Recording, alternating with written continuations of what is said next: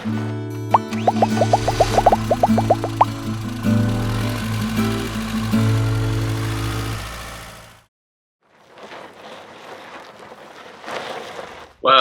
good afternoon, at least in Ohio, where I'm doing this from.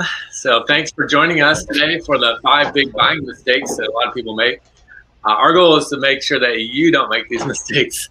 And we have, I brought in an expert, Eric LeRoy. I'll introduce him in a second. But while we're getting everybody in here, go ahead and find the chat area. That's where you're going to ask questions today. So we want to answer questions as we dive into these topics. We have 5 or 6 main points we're going to cover. And in the chat, just put in a question. But for starters, go ahead and say hi and let us know where you're watching from. And we'll do some shout outs here while we get everybody fired up and ready to go. So find the chat area. And just so you know, we'll be recording this so that we have a replay for you. So if you get cut out or you miss something or technology isn't in our favor today. High tech, high problems, right? Not today. But, we'll send you a replay link in about 2 hours after. You'll get an email with a link, so you can rewatch this. So let's see who we have here. All right. So greetings to, let's see, Greg, Bob, Brenda, hello, Francois. We have Lisa, Rob. And we have Rick Latuno from Vermont. We have Wanda. Greg is in Atlanta. David, greetings all the way up in New York. Arizona, Denise. Rob out in Hermitage, PA. Good to see you guys. Greetings to Gary in Abington. Antonio, Georgia. Robin down in Texas. Bob in South Carolina. Another Bob in Florida, Sandra in Texas. Man, you guys are from all over the place. This is great.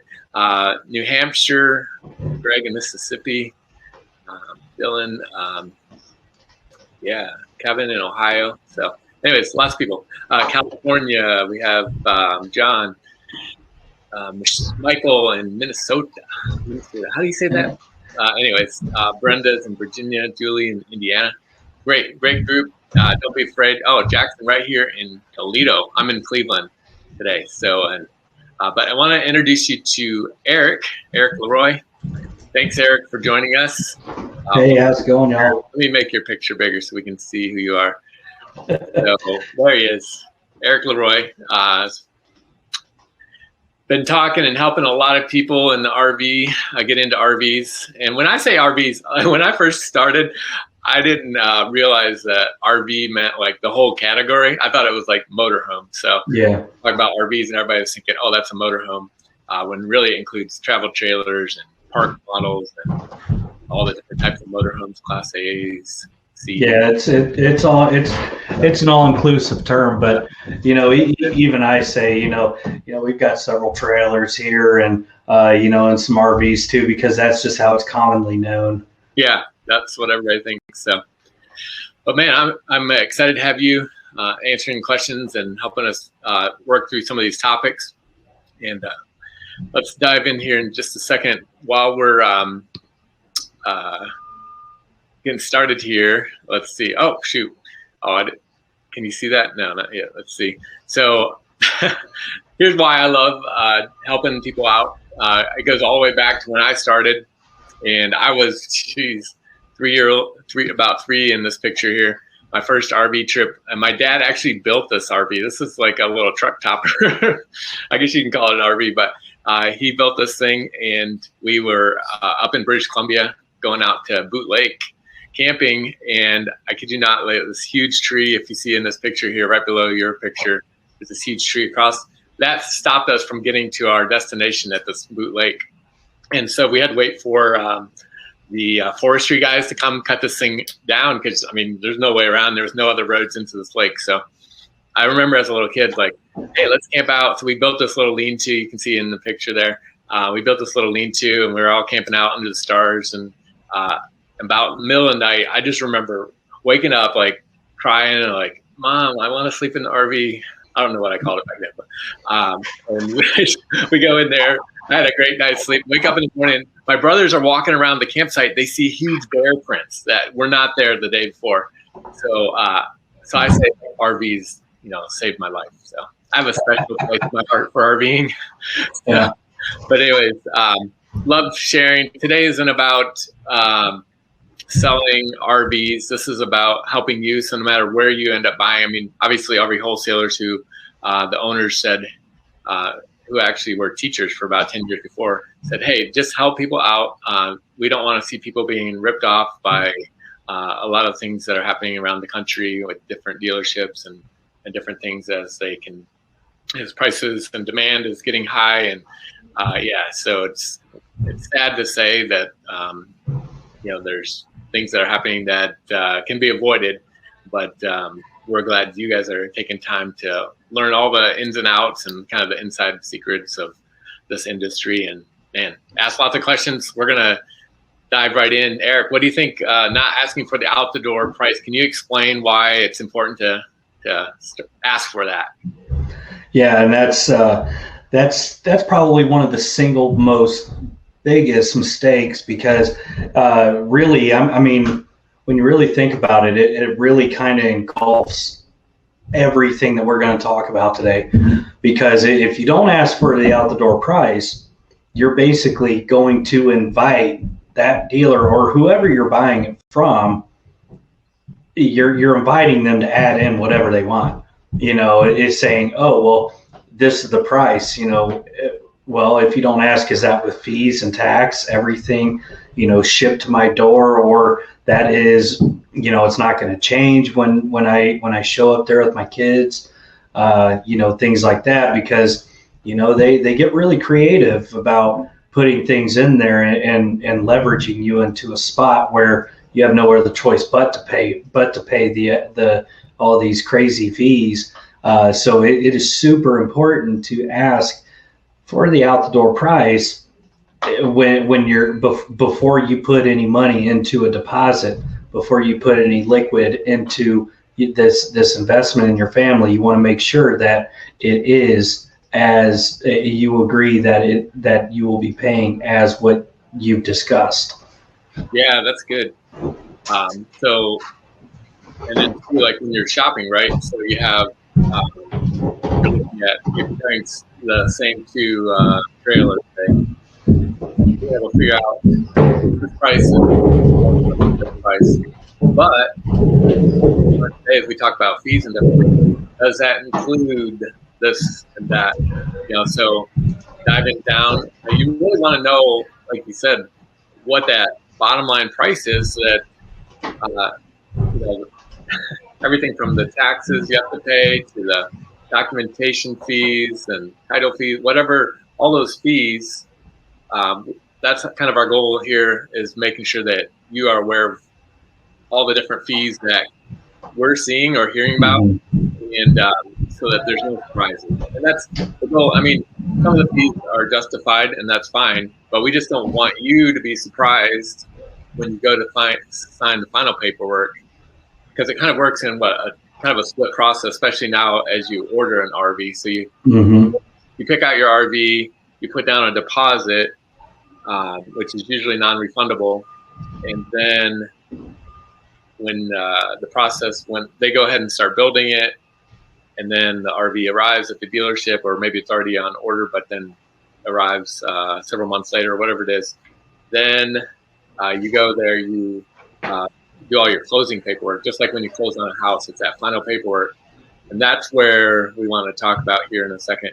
Like, what are some of those fees that could show up there? And they shouldn't be hidden. They should be talked about, and you should know about that before you put the deposit down, like you said. Yeah. So, right. Yeah, and some of the fees that you'll see. I mean, so the way I like to discuss it now. I know certain states like California, Louisiana, just to name a couple, they have a couple of really weird fees that would be required if you bought in that state. But to stay relative here, say if you bought out of state here in Ohio or most any other state, if it sounds outrageous, it probably is. And for example, Route 66 preservation fee. I saw that one actually just this past Saturday. I said, what on earth is that? And because it was for like $400. And I said, what is this? And they couldn't tell me. I even called the dealer and kind of secret shopped them. And I asked for this, and I said, hey, buddy, he bought from you and saw that there was this Route 66 preservation fee, and the guy, he was stumbling very, very heavily what he was saying. And and sometimes I see, I've been doing this a while now, and every now and then I'll see a fee that's just like, what on earth is that? 60, like, I've never heard of that. I gotta add that to the list. All right, I'm gonna have a list here, and we're gonna talk about these hidden fees. But I'm going to add that one up there. Yeah, a Route 66 preservation fee. Like, it was like $430, and I'm like, man, I've learned that no matter how long you've been in a business, whether it be what I do here or whether it be somewhere else or whatever you guys do.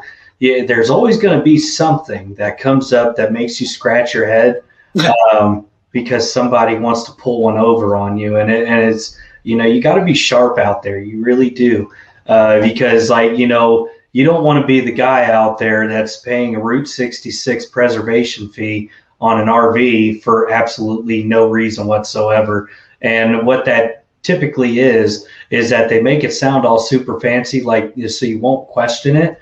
So they can just, kind of pack it right there in their pockets as additional profit. All right. While we're getting settled in, while we get going on these hidden fees, we're going to put up a slide with 5 hidden fees. And you know what, guys? I'm going to give you don't have to write all this down. I'm going to send you this as a PDF. So look for that right now. I'm going to put that up. So, let's see. Okay, so that should be coming your way. There should be a PDF anytime. I'll leave that up the whole time, so you can just download that. It's a 1-pager, free, of course, and you'll have some of this information down. And go ahead and talk about this first one, though. This PDI, pre-delivery inspection. What is? Yeah, explain what PDI is and why that be. I mean, we see this one a ton. Between this and walkthroughs, this one pops up a lot, right, Eric? Right. It really does. This one is the one that is always talked about. Whether somebody's asking for an out-the-door number or not, I don't know what it is, but this is the one question that everybody, I think, is just like pre-programmed to ask. Pre-delivery inspection, because it's with anything that you buy at a dealership, like a car, a trailer, an RV, ATV, shoot, even a lawnmower from a landscaping place that deals lawnmowers. There's going to be a pre-delivery inspection fee on anything that you buy as a consumer from a dealership. So, pre-delivery inspection. You might think, well, I don't feel like I need to pay that, and you don't.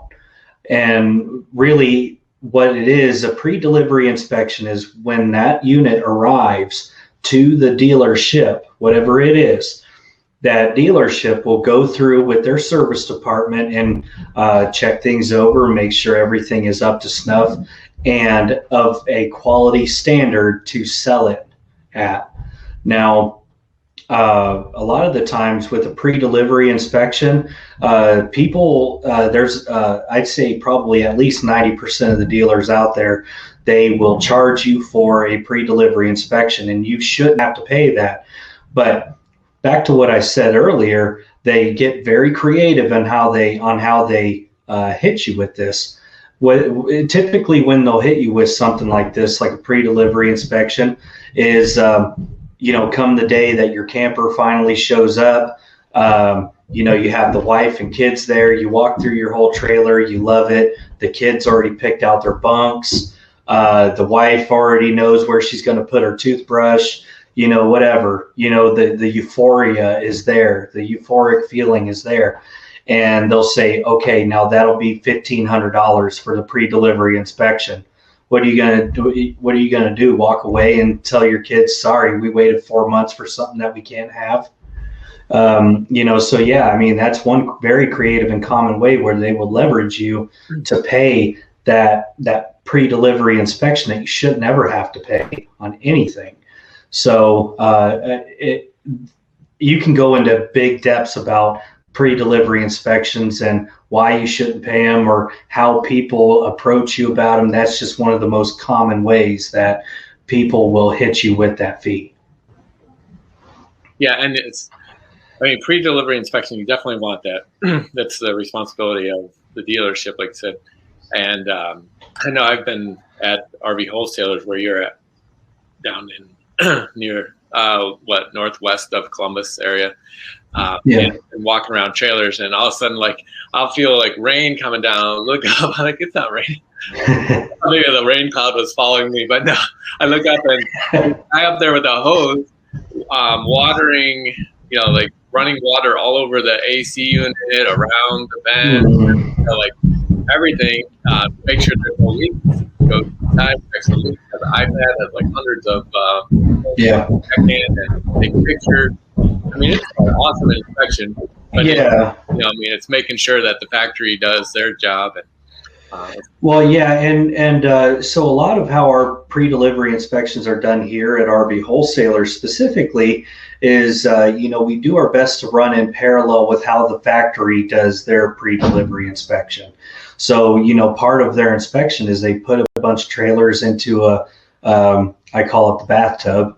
They put a bunch of trailers into this huge tub area, and they basically mimic a like this torrential downpour.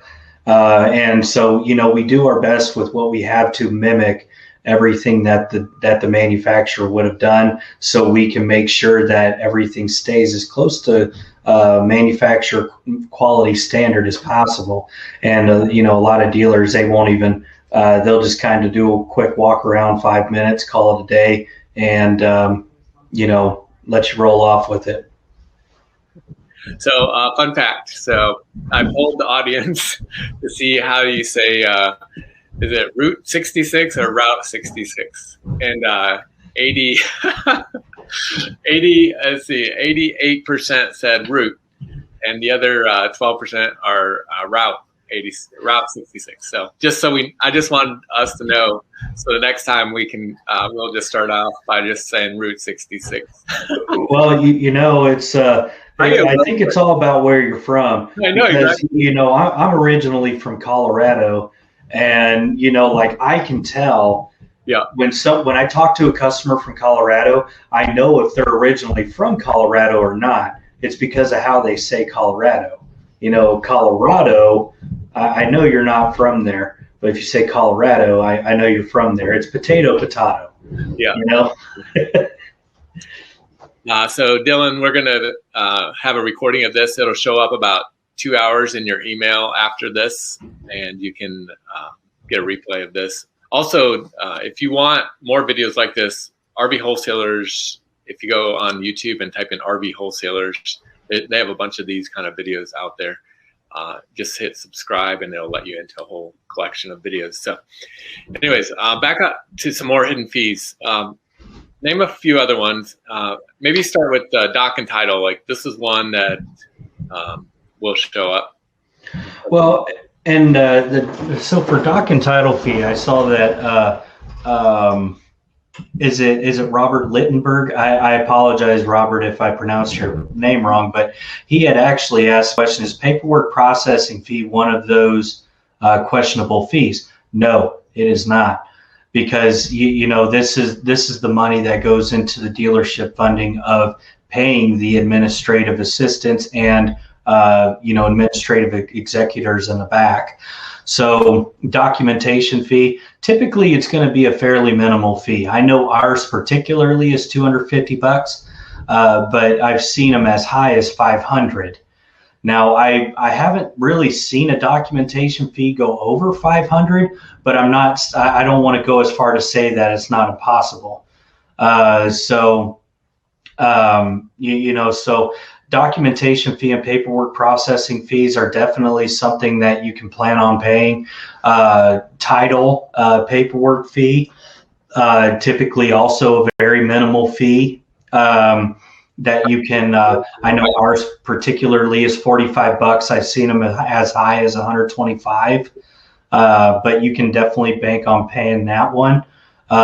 So paperwork documentation is definitely fees that you would expect to pay. And one other fee to capitalize on his point, and it doesn't deal with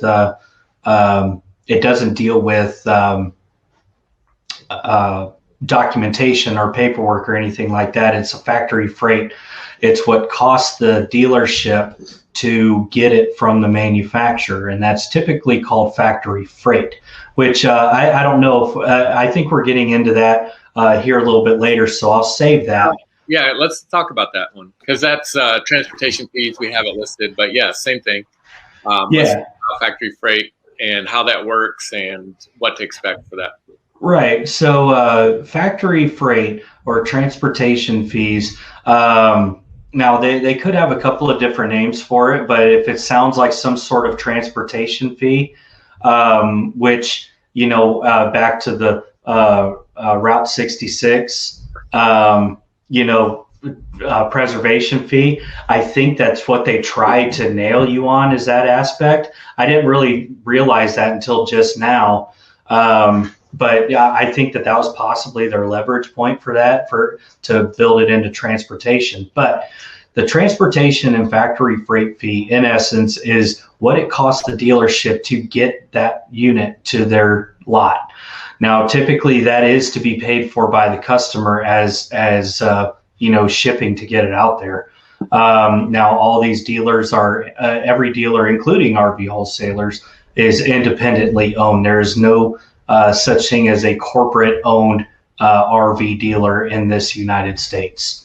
So that means that there is no direct drivers from the factory that just run them out there as part of concierge or anything like that. So that is a fee that you would expect to pay. Typically, it is going to be rated at about anywhere from $1.50 to $1.73 a mile. So say, for example, if that camper is coming from Elkhart, Indiana, which some percent are coming from the RV world, Elkhart, Indiana area. Yeah, 80% of them are coming from, Millersburg, Elkhart, Goshen. That's RV Central is right there in Indiana. So say, for example, if you're a buyer down in we'll say Dana Point, California. I know that there's a big dealership out there, which name I won't repeat. It's not really a place you'd want to go, but so you can factor in how far away is that dealership from the point of origin, meaning Elkhart, Indiana, for example.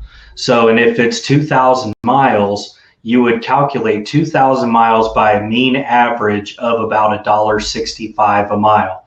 So whatever that comes out to be. So say, for example, if it's costing you $4,000 in factory freight, you might really want to consider how much they're packing in there, because that's one area where they can really hide. Freight.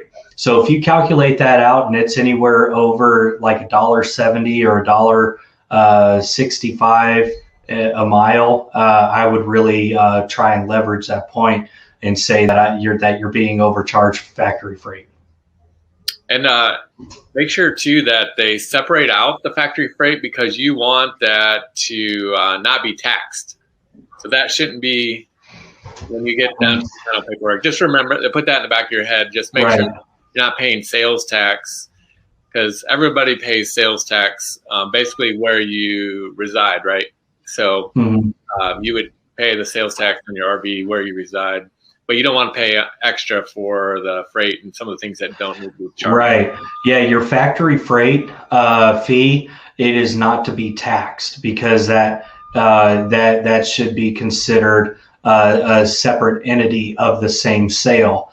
So that should not be taxed. If you see it in the breakdown of pricing and when you ask for your out the door price, you should be able to see that in the breakdown of that pricing, you'll get a tax line about halfway down that chart, and factory freight or transportation fee should be below that tax line. If it is above it, you can almost guarantee that somebody's making money off of it. Yeah, that's good. So bottom line, make sure you ask, and don't be afraid to ask. And you can even ask for it in writing, like, what's my total out the door price going to be? What all's included in that? Not included in that? Yeah. Yeah, exactly. Questions. Don't be afraid. It's better to do it on the front end before you put your deposit down. I mean, we've seen people, a lot of people, I'm sure you've seen, Eric, that have abandoned their deposits, which have been between, maybe it's only a couple $100 at a show, but typically $1,000 or even more, $5,000. Sometimes they'll abandon those just to get a better deal when they realize, like, man, I was or like, this guy was being dishonest about this, and why would I give him my money? Fear what's going to happen down the road. Yeah, so be careful. Well, you brought up a particular couple of words there that being that RV show season is now right on top of us. Yeah. A lot of things to consider for any of you out there that are considering going to an RV show. A lot of things. Now, this is where asking for that out the door price is going to be extremely important, because when you go to an RV show, one thing that you can bet any amount of money on is that they are not bringing their employees that have worked there for a month. They're bringing their best. And one thing to consider is, how much money does it cost to rent a 10 by 10 booth? Okay, so that's 10 foot by 10 foot. What if you have a 30 foot Class A motorhome? Right. That takes up 3 of them. Thousands of dollars. Yeah, thousands of dollars. And I mean, for one spot, you can think $2,000 per 10 by 10 at a convention center on average rent for that spot. So that right there, about maybe $8,000, depending on how big the RV is. Yeah, then electric and labor, the unions. So you have to use their people to set it up and put it around. And then you have you have to pay for the room, hotels, and meals for all your staff that you have there. And exactly, that's huge. That probably for a weekend, just a single weekend. If a particular RV dealer has 8, they have 8 units there, and you can think, how much does it cost for a spot, room and board for all the employees, the staff at the convention center, everything like that. How much extra are they willing to take off of that price when they give you that initial price not being out the door? Who do you think's going to pay for all that? And the answer is you are. Well, here Gary said, one dealer told me $1,500 for prep and freight. Sounded like a lot for me. 1,000 of that was prep fee. So that's exactly what you're talking about. So that they can eat some of that cost in this prep fee, because it doesn't cost them anything to do the prep. I mean, it's just part of what they should be doing for you. So there's a half hour involved or whatever it takes, an hour. But $1,000 is what Gary said that. $1,000. And I think I don't know, Gary, if you could remind us what part of our conversation that fell under, because I think he may have been talking about, like pre-delivery inspection or dealer prep. Dealer prep is also, Gary, thank you again for bringing that up. Dealer prep is another fee that you shouldn't have to pay, because basically they're charging you money to get it ready for you to take home. Shouldn't that be a part of buying anything? Yeah, that was my first job. I was a porter for a car dealer, and that's what we did. We cleaned, we waxed the glass, like all that stuff. And that's what you expect, Yeah, prep fee. That's a big one. I can't believe I didn't get that one earlier. Scott just asked, is it better to do a factory pickup? Well, that's not an option, right? I mean, no factories will let you into a factory. Right. And factory is like very close to RV Wholesalers. So our fee is what ends up being like $300 at RV Wholesalers, transportation wise. Yeah, $360. Yeah. So Brendan, is the transportation fee the same as factory freight fee? Typically, transportation or factory freight fee is going to be the same unless you have something set up on delivery. Now, so if say Brenda buys an RV and she's in Orlando, say, so you're talking about the transportation. There would be, like, if she didn't want to drive to Ohio to pick it up or whatever, she could have it transported to Orlando, which that's totally doable. They do it all the time, right? You guys do it all over the country, Hawaii, everywhere, right? Other parts of the world. So yeah. So that would be considered transportation. So we kind of separate it, right? Factory freight is more getting it from the factory to the dealer. Transportation from the and with that, typically, if you're getting it delivered from a dealership, it should be labeled as delivery. So not to be confused with anything else. So that way what's what when you see your breakdown of pricing all in all. In delivery typically isn't taxed. So if they say that there's tax included on delivery, they're packing in profit there. Just a lot of stuff. Yeah. Diane asked, what's the typical deposit amount I have? It's had dealers tell them $500 to $2,500. So that kind of varies, right? It varies. Well, there's a lot of variables that, so to speak, that like a travel trailer, for example. I'll use RV Wholesalers as an example because I really can't speak for anybody else, as I simply don't know what theirs is. But to secure an order or to secure a unit, we require, all dealers require some sort of a deposit. But ours, for like a travel trailer, is $1,000. Now, if you get into a fifth wheel and you decide to do, full body paint, like you do an order that gets full body custom paint, that typically would be upwards of a $5,000 deposit, or any sort of motor coach, like a Class A, Class C. Typically, those are about $5,000 deposit also. Now, deposits and things like that, as I said, I'd really like to be able to speak on other dealers, but I simply don't know. I only know what ours is and what it requires. When you're ordering a really large, say, $200,000 motorhome, I mean, you're gonna have a bigger deposit, maybe $5,000, $10,000. I mean, make sure that they're building this thing with your color specs and everything that you want in it, and so they have to make sure they have a really good commitment. So that's kind of right. Yeah, and it's one thing that people get caught up on is like, why do I need a deposit? And it's like, well, it is not free, to make an order. It actually, I think you might be surprised that it actually costs a lot of money to make an order. And that deposit is what you might refer to as like earnest money or interest money or liquid that shows that that you're in for the ride.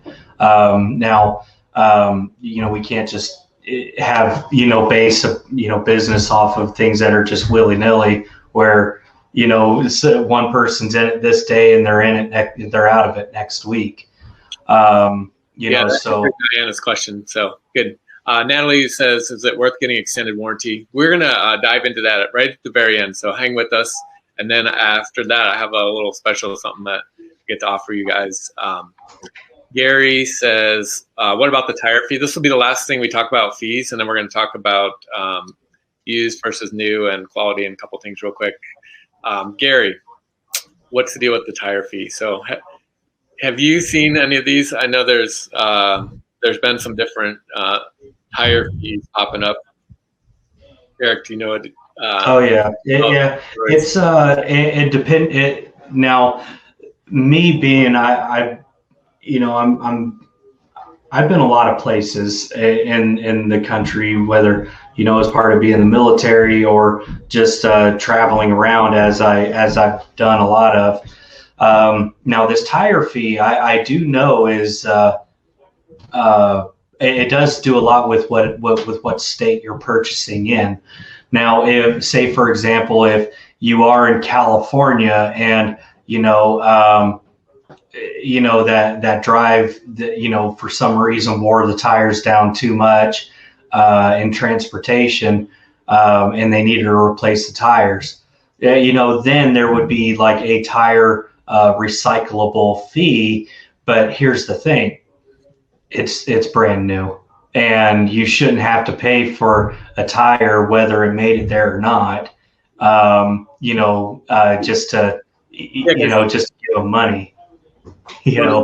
Florida, I know there's a dealer in Florida that would charge, just because it went 2,000 miles from the factory to Florida or whatever it was, 1,200 miles, with this tire fee on, and then upgrade the tires and charge extra money. And it's a window to add more. But Robert was asking, like, what should you look for in tires? I know some trailers like Rockwoods come with Goodyears, some of them with no names. Talk about tires real quick. Well, there a lot of trailers come with some sort of like coverage, warranty, like a 1-year wraparound coverage on the entire trailer. That's going to cover, your suspension and tires and wheels and things like that. But I think what he's getting at is, what should I look for in a good tire? Yeah, what's the average tire mileage, like with the trailers that we see? A good popular tire, I think, to better answer your question, I know what the most popular tire is for a travel trailer is, the Goodyear Endurance tires. Now, companies like Rockwood, they're actually standard on their trailers. There's a couple of other brands that have Goodyear Endurance tires standard. But, I get it a lot of the times, like, well, I guess possibly stepping out of political correctness, I don't want the Chinese tires, is what I hear a lot. It's still going to be covered under that 1-year wraparound coverage. And even some point there, which we'll talk about in a little bit per another question we had, there might be a tire and wheel coverage that you can extend out for the duration that you have those tires. You have tire and wheel protection, which is pretty cheap to add on to any kind of. It's good to have, that protects your truck, like a lot of different things. But then you've got, just the whole. What was I going to say? You have a tire pressure monitoring system. So a lot of them come with these. If not, you should add them, because when you're pulling a trailer way back there, you don't know. But these things will tell you when it's heating up before it blows a tire, which that's your key right there, is making sure you don't have a blowout. And so that's another way to protect yourself, no matter what tire, even good tires. The tire and wheel protection, of course, dealers don't always go through the same coverage plan. But it's for us, at least, it's fairly inexpensive. I don't know the exact cost, but I do know that it's fairly inexpensive. to cover those wheels and tires, and it would actually cover any damages to the vehicle should the trailer start jacking around on you due to a blowout. Yeah, and Carol asks, so is there tire piece? Can you ask to see the original? Yeah, definitely ask. In a lot of states, they require you to keep and show the purchaser. Yeah. Way to ask for sure. You'll see. I mean, there's no place in the United States that 2,000 miles you're gonna wear these things down. I've been to the factories. I've looked at all the, tires they're putting on. I mean, it's gonna be a decent tire. I mean, it's not gonna be give you 80,000 miles, but it's gonna give you, it's not gonna be an unsafe tire, and it's not gonna be a tire that needs to be replaced within 2,000 miles. So anyways, let's enough about tires. We're going to talk about, Natalie asked about trade-ins. We're going to talk about that. So that's the next big buying mistake people make is not getting the most for your trade-in. And sometimes it doesn't make sense to even, we'll talk about you buying used versus new. I know before we get into trade-ins, but I remember when I was camping in October, I pulled into a campground and the neighbors were in Christie. They came over, they had their kids, and they had their little travel trailer. I pulled in with a brand new Wildwood. I actually had two, a toy hauler and a Wildwood. And the Wildwood matched their trailer pretty much as far as layout goes. They came over and they're looking at it and they're like, wow, this is nice. Like loving all the new technology, the Bluetooth and this and that. And they told me that they paid, I think they paid, they paid $16,000 for their trailer used 3 years prior, and it was 4 years old. So they had it. Mm-hmm. It was a 7-year-old trailer at the time, and they asked me the price of the new one. I was kind of embarrassed to say like $15,500. Like this is brand new. And that's what they paid 3 years before for that. And that was before, like today, the used prices are so high. And so that's why when you start thinking about should we buy used or new, definitely look at new just because you don't have to deal with being, having it shaken and banged all over for X number of years. But with the prices, that's what's crazy is people are driving multiple states to get used ones. And so the prices have gone up in that world. So that's what I'm wondering about these trade-ins. Is it worth even trading in? Like, are you going to where do you get more money in? Like trade it in or sell it? Like, what's your opinion? Well, now I can give you two answers here. Now, of course, at a dealership, we love having used units, and because people call in about them all the time, which goes to support my next answer is what I would personally do. Given the market right now, the used market, it is so hot. I've been seeing ridiculous turnaround times. Like, for example, customer of mine, Gary, out in South Carolina, he had this big Alpha Wolf toy hauler. He wanted to trade it in, and I asked him. I said, "Did you try private party?" And he said, "No, didn't think about it." Well, we disconnected our call, and 4 days later, he called in ready to buy, saying he sold his camper in like 14 hours for more than what he owed on it.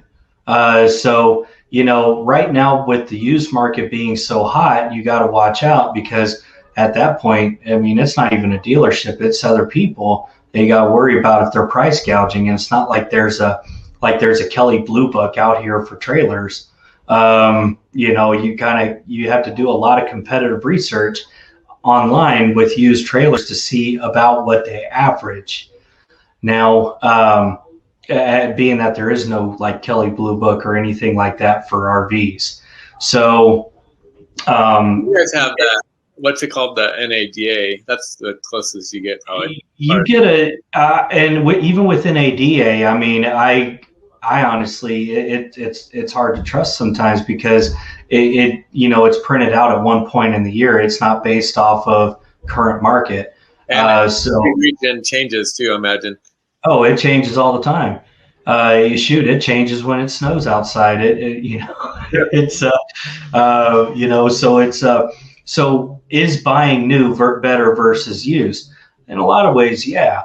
Now used, you can get a decent camper for, maybe a little less money, but here's why buying new is so much better is that you can typically at, just a little bit more money, you can get a brand new trailer with no memories in it, no stains, no creaks or breaks of anything.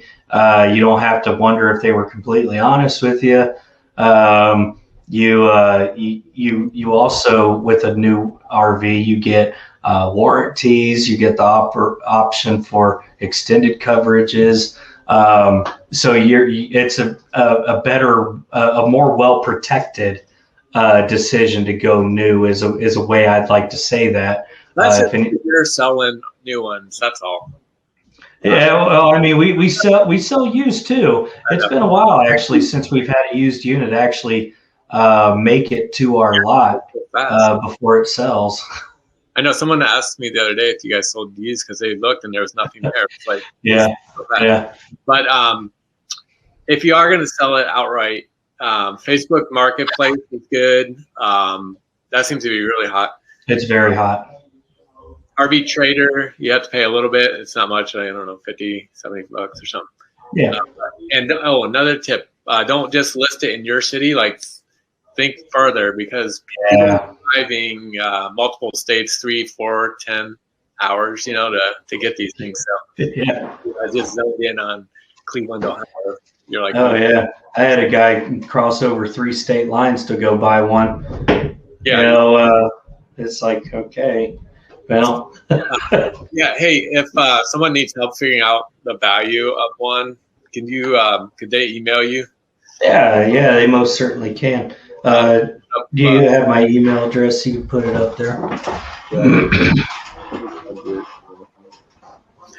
Put that up. And then we're going to dive into financing. There's a couple questions. Could you answer in the chat? Let's see. Contact Eric LeRoy, extension 145, LeRoy, RVWholesalers.com. So if you need help kind of figuring out what the value is, he does have access to the NADA books and stuff that help you figure that out. Fred was asking, what's your opinion on a single axle versus dual axle on trailers on 5,000 pounds? So, dual axle all day. Yeah, think about if anything happens with one tire, you lose you have more potential damage to dual. So dual is always better. It's a little more challenging backing up. I mean, just you don't have quite the turning radius, but yeah, well, it's because. And where it's really beneficial though is that you get more points. You get 4 points of friction versus 2 points of friction. You can think of it like a compass, how it swings. So if you have 1 point out here, it's going to swing very easily. You get 2 points out here and you start dragging the lead, there's a lot more resistance. So it's also going to be a lot more well behaved behind your vehicle. I mean, I can go on forever about why dual axle. That's a good point. Like sway control, like that's really what you want to make sure that it stays nice and straight behind you, and that does help a lot. And then there's some other things on the towing side that blue ox, equalizers, different hitches that help. About that when you're buying trailers. There was one question about Class A. How many miles do you get on a Class A? So. I think that came up when we were talking about the tires. I don't know specific mileage on tires. I know tomorrow there's a company called Nexus RV.com. Those guys, manufacturers, they are coming in to talk to you tomorrow. And but the cool thing about what they're doing with their class, they have these Super Cs, but they'll put them on an international diesel body chassis. I mean, those things you can put 1 million miles on those things. I mean, those are diesel, like they're huge, like with an RV on it. And they're all built out of steel. I mean, they're just like built to last. So I don't know if you can see that. Oh yeah. Let me make this bigger here. But that's one we just got in. Yeah, so these are beautiful. Yeah, they're like gorgeous. Those big tour buses and school buses. Those are made out of steel, like low alloy, don't rust ever kind of steel that will just last forever. So it's not like flexing like aluminum, like that stuff. So cool stuff. Let's talk about financing. This is a big part of purchasing. A lot of people need to learn a bit more about this. So that seems like, and we have a big secret coming up here that I'd never heard until I started working with you guys. That was going on, and I want you to talk about that. But let me show a little video just on helping you guys understand RV financing and terms and kind of how that works. So Dallas, he is the manager of, what would you call him, F&I or like? He's a finance officer in our company. Yeah. So let me, let's go to him. He's in the sales room. This is pre-recorded, but let's see. Here we go. All right, Dallas. Hey guys, Dallas Henry here. I'm going to talk to you guys today a little bit about financing an RV, a couple of the tips, tricks, things you might need to know. One big thing a lot of people don't know is when it comes to RVs is term. Term with recreational vehicles can be a lot longer than what most people are used to, especially financing cars and things like that. One big thing to remember is generally they'll go out to sometimes 20 years. I know it seems crazy to some people, but it's quite a long time. They want to make that payment really manageable. Now with recreational vehicles, if you have pretty good credit, longer term often means better rate, which is kind of flips everything on its head of whatever everybody really knows. Again, when it comes to cars and mortgages and things like that. Because generally with those type of items, the shorter term generally means better rate. Okay? With RVs, remember, that's not always the case. If you got pretty good credit, normally the longer term, better rate. So that's one big thing to remember when you're going to finance a recreational vehicle.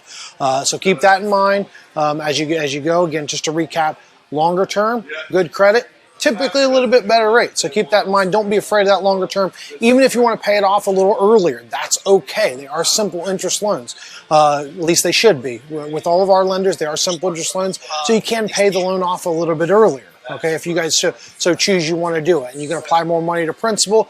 That'll have you paying at least a lot less interest over the term of that loan, whatever the term you decide it is. Once you lock in a deal with a bank or lock in a deal with a dealer, you can change how fast you pay it off. You can change how much money you throw towards the interest and the principal and things like that. One thing you can't change is the rate. So remember that.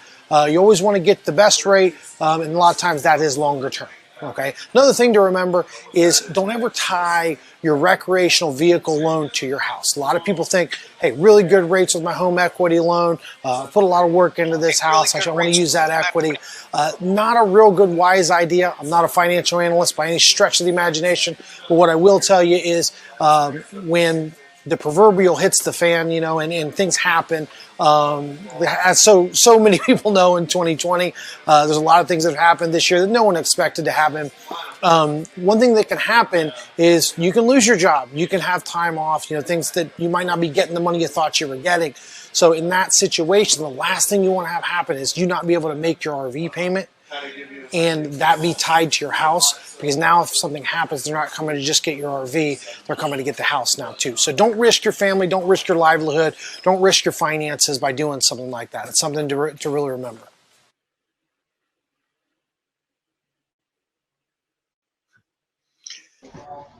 Yeah, thanks, Dallas. Anything you want to add to that, Eric? Yeah, it's we've been actually seeing a lot of people doing that because refi rates, home equity loans have been extremely popular, to say the least. I'm sure at least half of our viewers in here can attest that home refinances have been hot. And don't ever leverage your home against your RV, because none of us are fortune tellers, so we don't want to leverage your well-being of your family on an RV when everything could change tomorrow. So I mean, financing is with what we offer here, it's actually a really good deal. And I think we're going to be getting into a big secret here. Tell them what the number 4 mistake people is not knowing the big dealer financing secret. So this actual secret is more than just RVs, right? So this anything big that you're financing. For anything, yeah. Yes. What happens? What happens is when you go to that dealership or that, for an RV, car, boat, lawnmower, if there's a dealership and they offer in-house financing, you can expect that they get what's called a dealer reserve, or it's like a kickback check, or it's a dealer commission that is typically profited 100%. Now, you can leverage that because that's money that the dealership is making off of you. Now, whenever you go in there, if you really want to see a salesman stumble over their words, ask them that you want 50% of their dealer reserve that they got from the bank. From the bank that does the financing. Yeah. You can. They'll really stumble around a lot. Now, with us being a wholesaler, we don't profit that. We don't do anything with it. We extend it to our customer. I remember the owners saying how when they first started selling RVs, that all of a sudden a check showed up from the bank, like, what is this? And that was the bank's commission, for them writing business with them. Had no idea it was coming, didn't plan that into the whole business model. So like their profit, everything was modest and able to take care of all their expenses and make what they need. Right. Did not count on this extra money. So they, at that point, they're just like, well, let's just give it back to the customers. Mm-hmm. So, and ask for that, right? And some salespeople probably don't even know like that's happening at the finance office. I mean, definitely the finance managers would, but it's funny because half the salespeople you talk to, no matter what you're buying, they'll look at you like a deer in the headlights. They won't know what that is because that dealership doesn't want to share it even with their salespeople, because guess what? Where there's more money being made, the people making the money for that place want to get a piece of that too. So they typically won't. A lot of dealerships, and I've had sales experience before I started working at RV Wholesalers, specifically in car sales, and I will tell you 100%, it's definitely not something they train you on. Yeah, you didn't know about. Yeah. So, I mean, we're talking a couple $100. Are we talking like this commission that comes back from the bank? No, it's thousands. Seriously? And I see at Roberts asking what percent does it typically kick back to a dealer? Well, it all depends on the trailer and how much it's being financed for. Now, I mean, if you're looking at, let's say, a $20,000 camper, you can bet that it's probably going to be about $2,000 to $2,500 on a kickback. I know some motorhomes go up as high as $10,000. Yeah, I mean, $100,000 motorhome, $5,000 to $10,000 easy, right? Yeah. That's crazy. So it's not really a percentage per se. I think if you had to put it in a percentage, I guess it'd probably be about.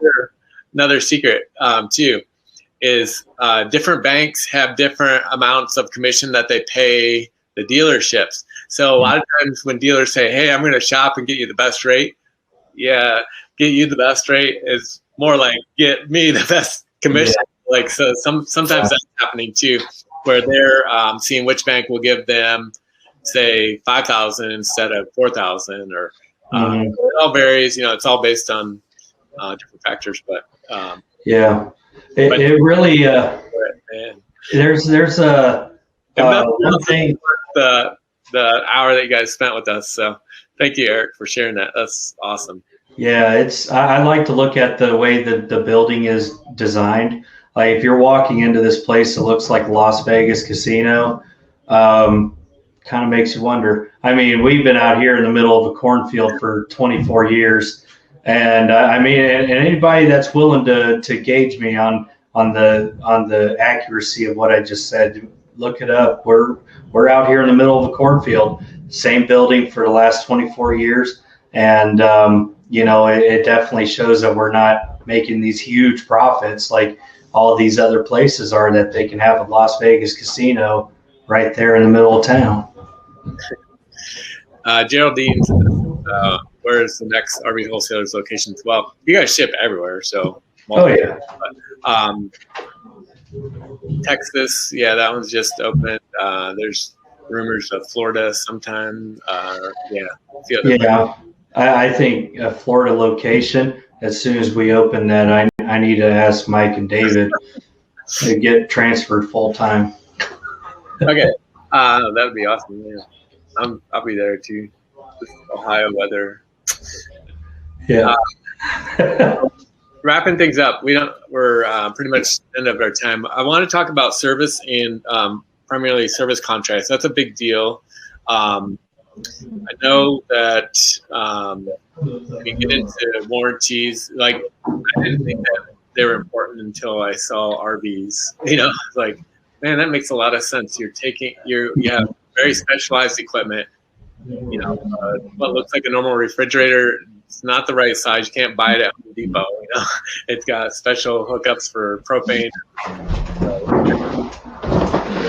and all kinds of stuff. So it's expensive. And like all these appliances and everything's kind of specialized and hard to get and expensive.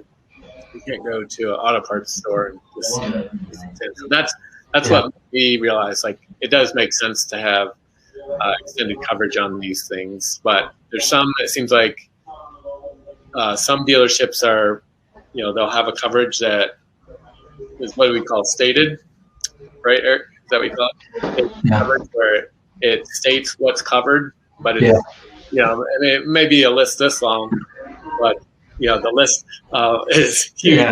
Every part that could go wrong, but right. Much. If you flip that, there's a exclusionary, which is everything except for these things are covered. So it's kind of the opposite. So you get more basically coverage, and that's really what you want to look for a plan. Make sure it pays the bills. Like, that's, you want to do your homework and make sure that they're going to pay the claims like they say, and some good ones that you guys have worked with, but. So exclusionary is actually going to give you better coverage. Sometimes stated they'll jack up the price on stated, and so you need to ask them, like, is it stated or exclusionary? Exclusionary is going to be your better coverage. Right.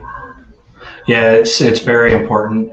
And to talk on, there's also going to, I'd say at a big guess right here that probably more than half the people watching here will never consider buying an extended coverage plan. They never would. And, a lot of the times it's because they bought one in the past for their car, and whenever it came down to doing something, it wasn't, the support wasn't there. Well, with recreational extended coverages, it's quite the opposite. And something to consider with an RV is that these things aren't, they're not designed to go 100,000 miles or 200,000 miles off the assembly line. As you were saying, Tim, these things have refrigerators and ovens and furnaces and stuff like that. That wasn't designed to be in a vehicle. So now they do have RV specific materials that they do, but what it still comes down to, a refrigerator, it's still a refrigerator.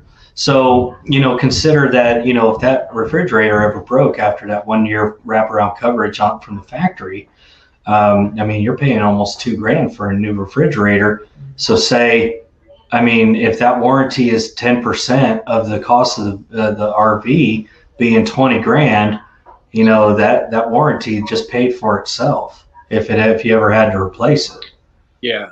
The one to watch out for, I remember, there's one that you hear about. It's like, oh, you get a lifetime warranty or warranty forever. That's the one you got to watch out for. Oh, geez, yeah. It sounds good, but yeah. Like the normal warranties that you would sell, Protective, or whatever the different brands are, those you can transfer to someone else. Those are like legit. Like, they have a term, but the warranty for life thing, I knew that there was something wrong when I was at a dealers only show. It was down in Kentucky. Mm-hmm. Only dealers were allowed into the space, so they knew everybody in there was a dealer. So I was approached by a guy when I walked by his booth selling lifetime warranties, and he came to me.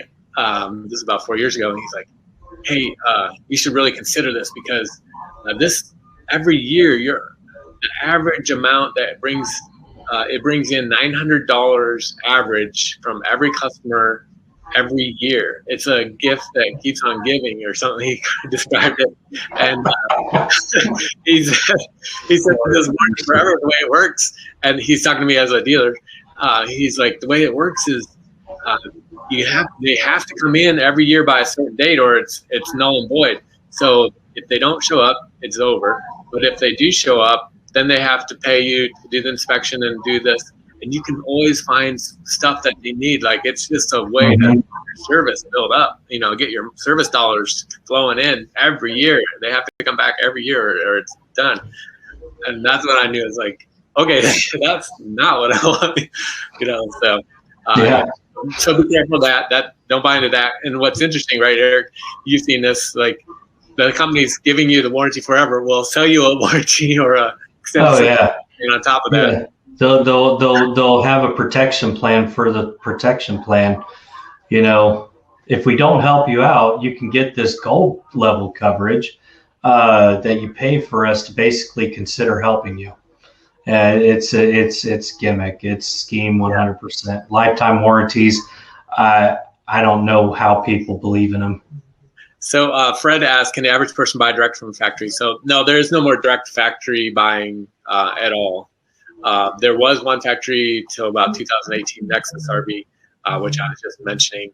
They switched to a dealer model, and so RV Wholesalers is basically what would you call yourselves? Like, so you're a wholesaler, so you sell at wholesale prices, but to the general public as well as the other dealers.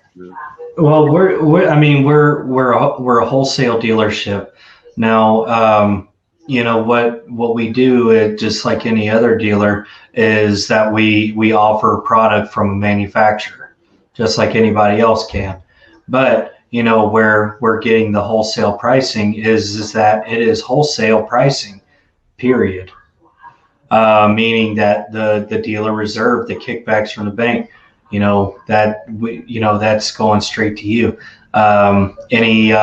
Any kind of factory rebates, if they are available. Shoot, I haven't seen a factory rebate in a while now, but if they're available, those would go to you. It's all stripped down basic fees that are just required to make the sale.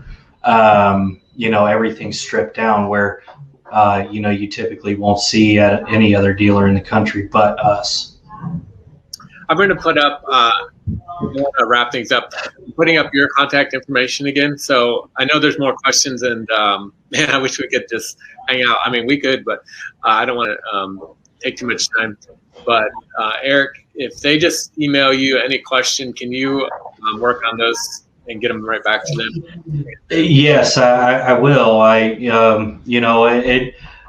Get a lot of email traffic on this, so I'm very good about responding. If you just shoot me an email with any and all questions you might have regarding what we talked about, I will get to it as soon as I possibly can. So I do appreciate any patience that's forwarded to me on that. There could be a lot. Thank you. Last thing, Carol is asking about service work, and I know this is a big question that a lot of people have. It's like, okay, so say we buy from a wholesaler, like RV Wholesalers, you ship it to my house or my storage unit, wherever, in Florida. You guys are in Ohio. Can't go to the local guy, or can I? Like, how do you get service? So you guys have, what do you call it? A nationwide service network, right? Yeah. And it's actually nearly, our network is, it's 100% customer built through the history that we've been in business. with that, we started selling RVs on the internet. We were the first ones to do it, actually. Back a long time ago, early 2000s, we started selling the trailer on eBay, and it just took off. So, I mean, we pioneered internet RV sales. And what came with that is that dealers are, they're allergic to money or whatever, that they'll turn you away just simply because you didn't buy it from them. There's no corporate owned dealerships, as I said before. So this isn't like a Ford or Chevy that you can just take to any dealership that offers the same product. What do we do? We started asking our customers where, if they had a local person that they love to do business with or whatnot. And then we started our nationwide service network. 17 or 18 years later now, we got over 2,600 of them in the United States and Southern Canada, even all the way up in Alaska. Yeah, so it's these vetted people that, it may be an AC specialist that can come out to your house. So it's actually better. I think it's better service than waiting 12 weeks or whatever the average is right now at a RV dealership for service. I mean, there's a lot of backlog. So, very cool. Wrapping up, here's your contact information. I tell you what, thank you guys for staying with us to the end. So the first two people that email Eric right here and put somewhere in your email subject or in the email, just put 500. He's going to take the first two people. If you've already been searching and ready to need an RV that he can help you with, he's going to give you a $500 credit towards delivery, like to your house or something like that. If you're at that point, so he's the owner said that he could give away two of those for the first get that have for 500 or the first 500 in the email, and making a deal or that. So if that's a help, but hopefully this information has been helpful. So no matter whatever you do, we just want to get you out camping and get you out camping at without getting ripped off, and we can able to help you in several ways today. So appreciate you guys.